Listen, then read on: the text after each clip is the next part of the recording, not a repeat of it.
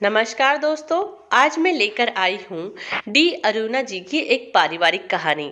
अगर यह कहानी आपको अच्छी लगे तो प्लीज हमारा चैनल सब्सक्राइब करें।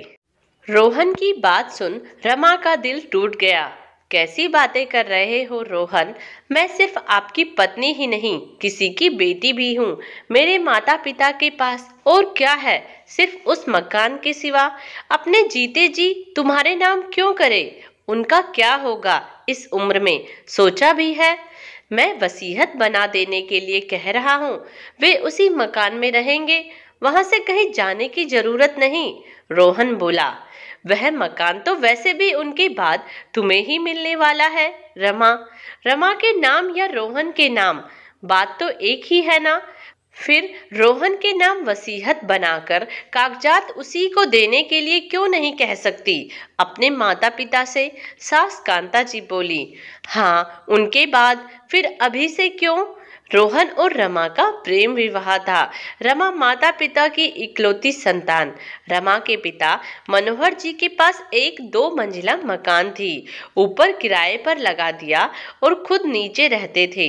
दहेज के नाम पर शादी के वक्त कुछ नहीं लिया गया था, पर अब साल होते ना होते कांता जी का दिल मनोहर जी के मकान पर अटक गया।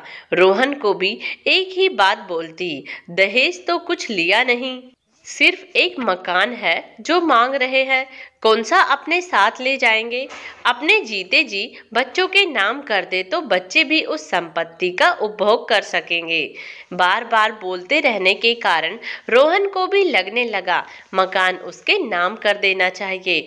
रोहन माँ की चालाकियां नहीं समझ पा रहा, पर रमा उनके उद्देश्य को अच्छी तरह से समझ रही थी। एक अच्छी जगह पर मकान था, उसमें थोड़ा बदलाव ला ऊंचे दरों पर किराए पर चढ़ाएंगे, जो उनका प्लान था। फोन पर किसी को कह रही थी, एक बार कागजात हासिल हो जाए तो मनुष्य का ईमान बदलते देर कहाँ लगती है। बेटी की शादी के जुर्म में क्या माता पिता सड़कों पर आ जाए? धीरे धीरे यह बातें कलह का कारण बनने लगी। एक दिन गुस्से में रोहन ने रमा पर हाथ उठा दिया।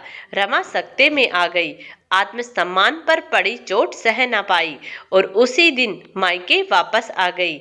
माता पिता सिर्फ इतना जानते थे कि दामाद जी ने बेटी पर हाथ उठाया। क्यों? कारण रमा कुछ ना बोली। एक दिन मनोहर जी खुद रोहन के घर चले गए, मामला क्या हुआ जानने। बेटी की जब तक शादी नहीं होती माता पिता के घर रहते कोई सवाल नहीं करता, पर ब्याह होने के बाद बेटी मेहमान की तरह आकर चली ना जाए तो सब सवाल करने लगते हैं, सवालिया नजरों से घूरने लगते हैं। अरे समधी जी, बात कुछ नहीं, छोटी सी बात थी।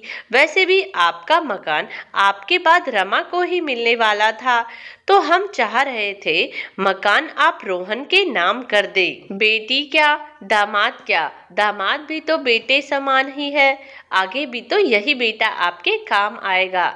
इसी बात पर नाराज हो गई और रोहन का हाथ उठ गया। बस नाराज हो चली गई। बताए किस घर में पति पत्नी के बीच ऐसी छोटी मोटी तकरार नहीं होती। बेटी की गलती को बहुत सफाई से छुपाती कांता जी बोली, गुस्से में एक बार हाथ उठ गया तो रमा ने आत्मसम्मान का प्रश्न बना लिया। एक बार हाथ उठा, दूसरी बार नहीं उठेगा, इस बात की क्या गारंटी है? बेटे को स्त्री की इज्जत करना सिखाने के बजाय आप उसका साथ दे रही है।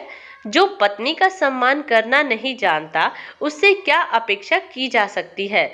मकान मेरा है, मेरी पत्नी के नाम, तो आपने रमा को क्यों मारा? यानी आप उस पर जोर जबरदस्ती दबाव डाल रहे थे मकान अपने नाम करवाने के लिए। रोहन अगर बेटे समान है तो रमा भी आपकी बेटी समान है। यही बेटी आपके बुढ़ापे का सहारा बनेगी और आपकी सेवा भी करेगी। पर आपने बहू को बेटी तो नहीं बनाया, पर दामाद को बेटा अवश्य बना दिया। वहां से उठ मनोहर जी आ गए। पति जब तक खुद उपार्जित कर पत्नी घर परिवार की जरूरत पूरी करता है, तब तक उसका मान सम्मान पत्नी और ससुराल वालों की नजरों में ऊंचा रहता है। जहां ससुराल वाले के सामने हाथ फैलाए, वहीं उसकी इज्जत मिट्टी में मिल जाती है। पत्नी की नजरों में उसका सम्मान घट जाता है। तूने तो दहेज नाले मिसाल कायम की थी भाभी, और उनके परिवार में तेरा स्थान बहुत ऊंचा होगा। यह महाशय जो आज मिठाई बांट रहे हैं, दहेज के रूप में खूब लुट रहे भिखारी कहीं का। घृणा से सागर, जो रोहन का सहकर्मी था, बोला। सागर के बातों का बहुत असर पड़ा रोहन पर। वह भी भिखारी ही बन रहा था। प्यार की कस्में खाने वाला रोहन प्यार की घनी छांव में पत्नी को साल भर भी नहीं रख पाया। उसकी कमी प्रति क्षण महसूस कर रहा था। पर कुछ माँ की बातें, कुछ उसका अहम और अहंकार आड़े आ रहा था। ऑफिस से सीधे रमा के पास माफी मांगने पहुंचा। हाथ जोड़ उसने सास ससुर से भी माफी मांगी। दो टूटे दिल फिर से जुड़ गए। रिश्तों को प्यार से सींचने के लिए गलती मान माफी मांग लेने में ही समझदारी है। अहंकार की तेज धूप में प्यार के रिश्ते को झुलसने ना दे, तो ही दिल की बगिया हमेशा खिली रहेगी। दोस्तों, यह कहानी आपको कैसी लगी? प्लीज कमेंट्स बॉक्स में अपनी राय जरूर दें। धन्यवाद।